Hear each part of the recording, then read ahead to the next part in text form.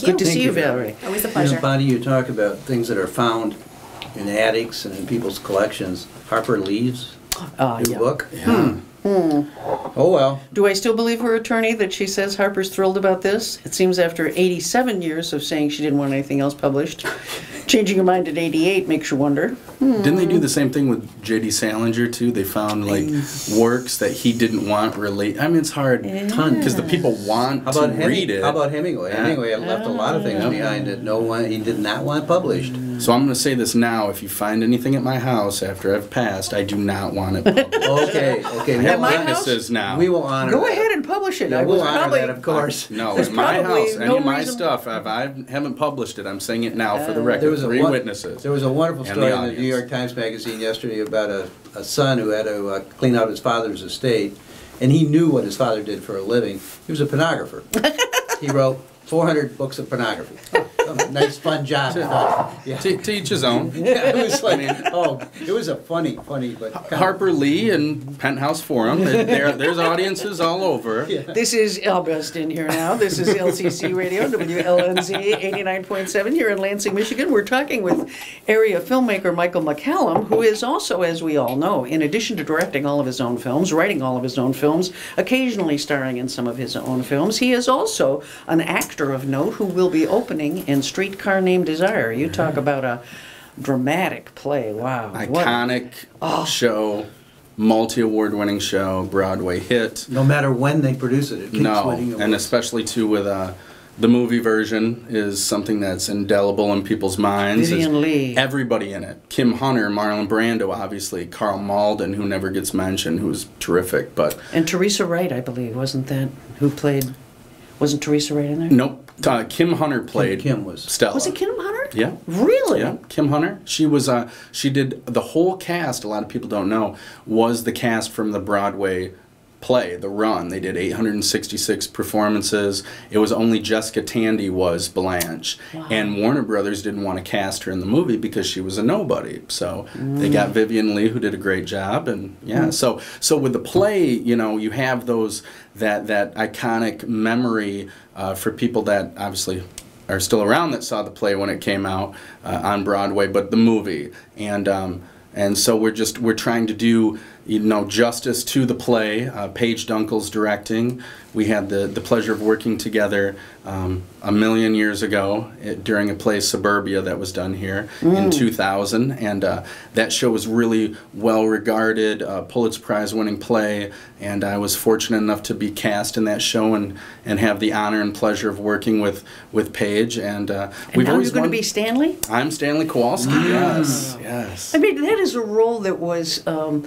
That was Marlon Brando's breakout role. That was what everybody just recognized his genius. That was a whole new era in the theater. Doesn't it seem a little intimidating to walk into Marlon Brando? Completely. I'm a huge Marlon Brando fan. Anybody that knows me personally knows that. You're kind of a James Dean Marlon Brando character. Thank you. Well, cool. I'll take that as a compliment. Yeah, it is. It's meant as a compliment. Hopefully my own thing too. Just don't but get into a sports car or no sports cars, and watch the food and the eating for Marlon's part. But I love his work. I love both of their bodies of work. Even with James Dean's being much shorter, his birthday was yesterday, so he would have been 84.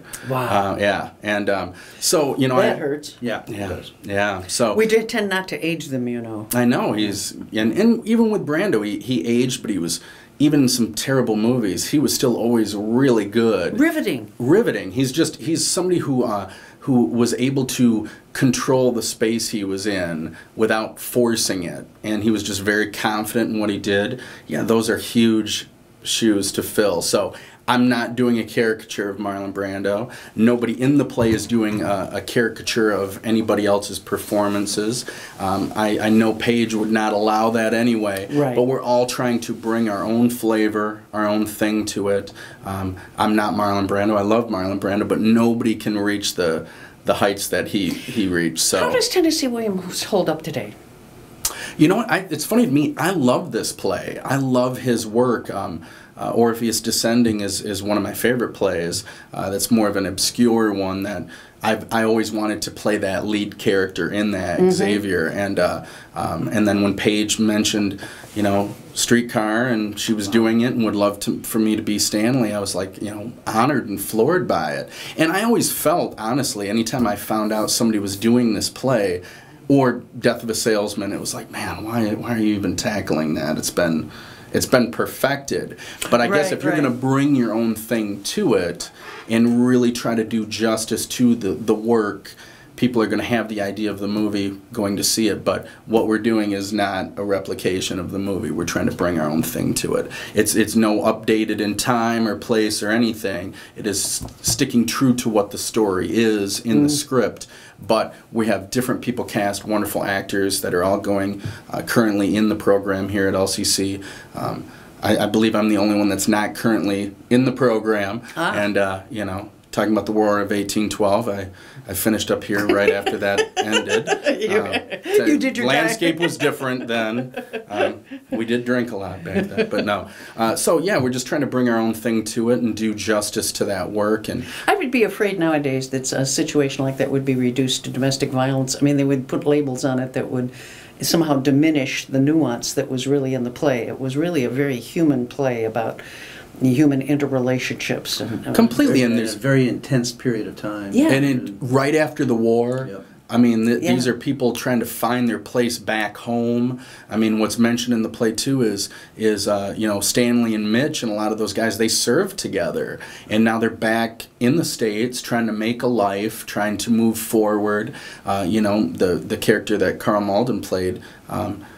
Mitch he's somebody who's taking care of his mother. He doesn't have a wife. He feels that kind of societal pressure from his friends and that group of guys that are all married and settled down and starting families. And there's so much nuance to it, and it's a play that's just, he's a beautiful writer. Just the words are poetry, and the symbolism and things he comes up with are pretty extraordinary. And I think my only concern is that it's lost on a lot of younger audiences. They don't get the depth and the importance of this work. Hard to understand that era if you haven't really been told about what life was like then. Stanley was in some ways, I thought, the perfect symbol of the sort of inarticulate American male struggling to figure out what identity meant in the post-war era, trying to figure out in a blue-collar world how he mattered. I mean, I think of him as almost the mirror image of the next generation of the James Dean character who would hit the road, right? Yep. And they'd find themselves that way. But that generation was really trapped. They were trying to be the good guys that came home from the war, just got a job and took care of families, but they yearned for more. Yearned for more, and he's also somebody that he's king of his castle. Yeah. I mean, that's a line in it is, what do you two think you are, a pair of queens? Remember what Huey Long said, every man is a king, and I'm the king around here, so don't you forget it. So I think it's really important that he doesn't have a lot, and what he has, he wants to hang on to as strongly as possible with these kind of almost an ape hand, Right. The line when people feel their dignity has been assaulted, in particular men who are struggling with what does it mean to be a male in the culture, that line to violence is so thin. And especially at that time, too. I mean, it's never okay kind of pinpoint that in the play, in the film, is the domestic violence. I mean, he does, in the play especially, they really push forward that he, commits rape in it, and that's something that I think people are really drawn to, and that's an extremely important, sensitive issue. But there's a lot of nuances to it, and it's not just that. Right. I think that gets missed a lot. Is it's not just about that. Michael, what's the hardest thing for you to play someone like Stanley? I mean, originally it was when Paige had told me about the show. It was, man, that's a mountain to climb. There's an importance that has to be dedicated to that work, and then thinking, okay, this is Marlon Brando's role. This is one of my favorite movies. I've seen it tons of times. People have seen the black and white images of it. Completely. And then, it was a joke that I had with Paige, was like, okay, I'm going to start hitting the gym every day, and I am not going to look like a young Marlon Brando or Channing Tatum for the younger listeners out there, anybody like that. I'm going to bring my own thing to it. And then when I really embraced the fact that I love that movie. I love the play. I love all the performances in it. But we're doing our own thing with it, and I really bear hugged that mentality of I don't feel that pressure anymore. I just feel the pressure to be the best I can be in the play, working with a phenomenal director. She's one of my favorite directors I've ever worked with, stage or screen, and I've worked with a lot of different people all over. So that's really saying something and a testament to her ability to expect and challenge us, but also not puppet master us and create. It's what you want as an actor with a director, and what I try to bring when the roles are reversed is you want to set up a scenario that's challenging to people, that they can connect some of the dots in some of the scenarios, and you are not just puppet mastering them. They're not just props with legs. And then us just bringing our own flavor to it and making Mr. Williams proud, hopefully. Didn't Brando, wasn't he famous in that play for the T-shirt? The ripped T-shirt. Yep. And the gorgeous pecs. Yep, he made that. I mean, that was like... Well, the T-shirt was a big thing because not a lot of people wore undershirts at that time. Yep. You know, if you think of Clark Gable and other people, they never wore undershirts, and he wore those undershirts around, and especially in the film too, and for the Wild One as well, as wearing blue jeans. Those were things that people didn't wear commonly. This is as we were making that transition into that being the outfit for James Dean and the Rebels and all. And that was very Wild One and Rebel Without a Cause were back to back. An old boyfriend of mine had a fling with Tennessee Williams. Yeah. Tennessee was an interesting man. Yes. Great, fascinating playwright. See, now, you could go through your whole career and you could just do Tennessee Williams. You could do Sweet Bird of Youth. Yeah. I mean, there's... Cat on a Hot Tin Roof. God, yeah. Wonderful production that they did here and with Sinead Worry as Brick. And yeah, it's just wonderful, wonderful work. I still would love to do Orpheus Descending sometime. It's just one that people don't commonly know. I've only read it, and I've never seen it performed. It would be... Well, here's one for you. So that is the only Marlon Brando movie I've never seen. I've never seen it. They made it into the film version is called The Fugitive Kind, because the studio didn't like the name. They didn't think it was marketable. And The Fugitive Kind was one of Tennessee Williams' first short plays, and so they just switched names. But that is the only... I own the Criterion collection of it, and it is unopened because I'm like, I can't... I don't need another remembrance of what he does. He's gonna nail it. I know it. I'll watch it after I do the play. But so you've got an audience that's based in 2015. Will they even understand who Huey Long was? We're getting those historical references get hard to translate. Or Streetcar Named Desire. Yeah. Right, that it is a streetcar. It's literally a streetcar. It's literally because of a the Street streetcar. Desire, and New Orleans. Yep, and they start mentioning that. They do mention that in the play. And what I hope is people come to see it that know the play or want to know about the film and want to see it on stage, hopefully for the first time for them. And then for other people, they see it and then they go find out some of those references. They look those things up. I was always somebody that was just a curious person. If I'm reading something that I don't understand, I'm looking it up. Yes. If I'm watching something and I hear a reference and I'm like, I don't know who that is, I'm going to look that up and pursue that. So hopefully there's some of that investigative desire in people to want to see that and pursue that. I watched Birdman and came home and read every review on Rotten Tomatoes because I wanted, but the only thing I missed was that I'm just really sad that Roger Ebert didn't live long enough to review it because I would have loved to have seen his take on it. I often find myself there's David Denby, there's a few others that I really like, but there's nobody that was in Ebert's class. And there probably won't be. No. Because it'll be different. There'll be somebody else that does their own thing, that builds their own following, but he again... He left huge shoes to fill, It's funny, though, because I watched the special on Ebert, or at least half of it, on CNN when they played the documentary film, and I didn't like him as much after watching the first half of it. I thought he was kind of a jerk, but when he was young, so... Well, he and Gene Siskel went right at each other. The rest of the movie, they have some outtakes with them doing, at the movies, and how much they were really at each other's throats sometimes. They did do movie reviews as a blood sport. It was not just... Yeah. Do you like the film? It was, what is this film doing to American culture? And they also brought really interesting, sometimes polarizing points with what they felt about it. And again, too, I'm a firm believer. I loved his reviews, but there's so many other times that filmmakers or actors or playwrights get really beaten down with a bad review, and it comes down to it's just somebody's opinion. There's other people that might really enjoy it. It's unfortunate if it gets out because it might deter certain audience members from seeing it, but especially on a smaller independent level, you just try to put the work out there, and hopefully it's out there long enough and enough times that people do get an opportunity to see it and form their own opinion. Being old, I remember a lot of the bad reviews when movies first came out.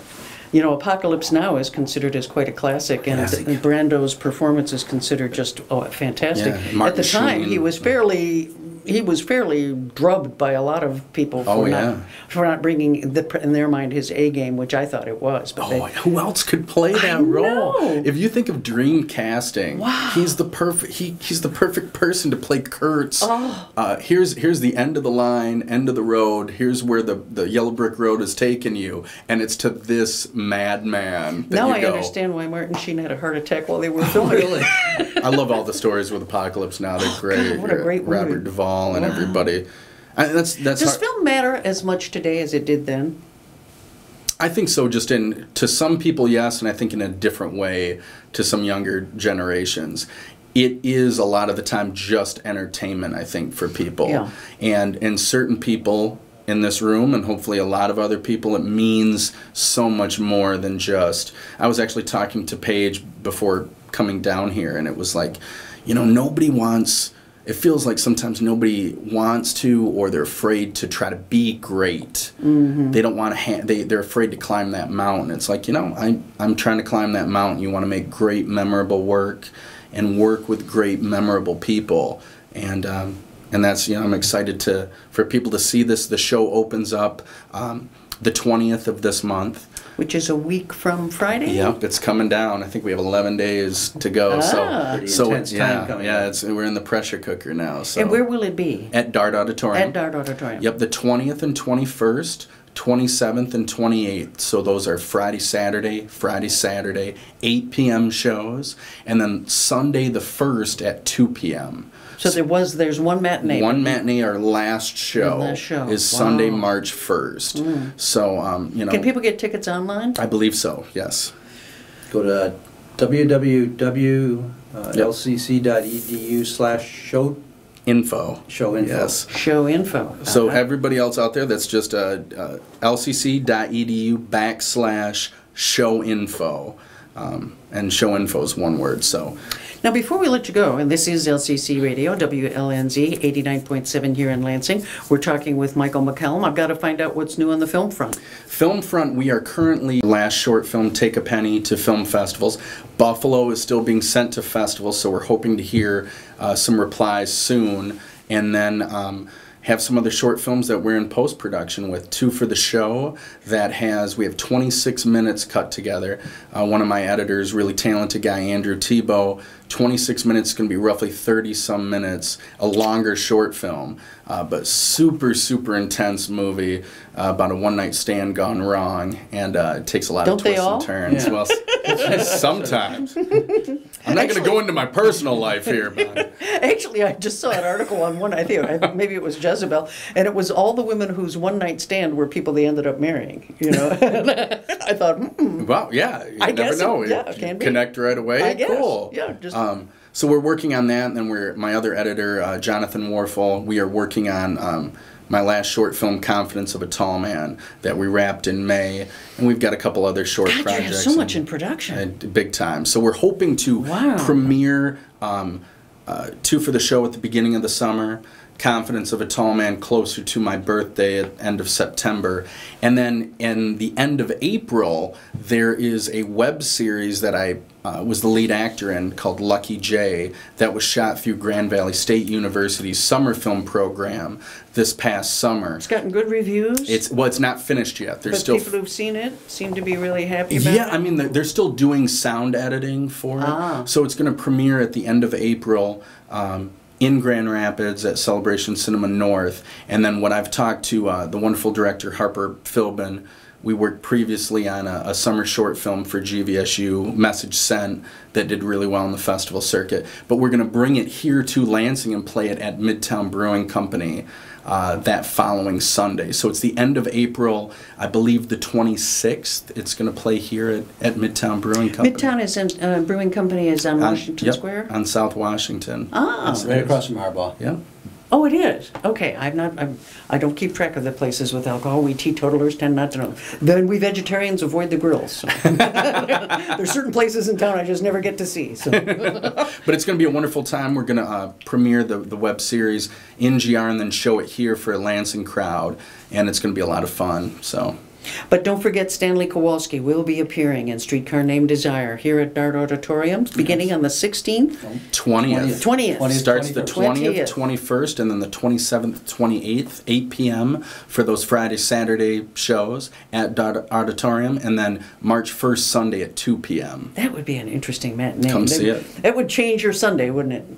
Yeah, it kind of would. I'm not going to step back and yell Stella right now. I'm not going to do it. You have to come see that. I won't even ask you. Do you get hoarse in doing that production? No, it's all the training I had here. You go from the diaphragm, not the throat. So I can belt it out every night. That's going to be one of those classic roles for you. I'm just so excited. I can't think of anybody better to do that. Thank you very wonderful. much. That Maybe means Marlon Brando. Maybe Marlon, yes. Yeah. It'd be close. Yeah. Thank you. Thank you. I Good to see appreciate it, you. guys. Thank you, Michael.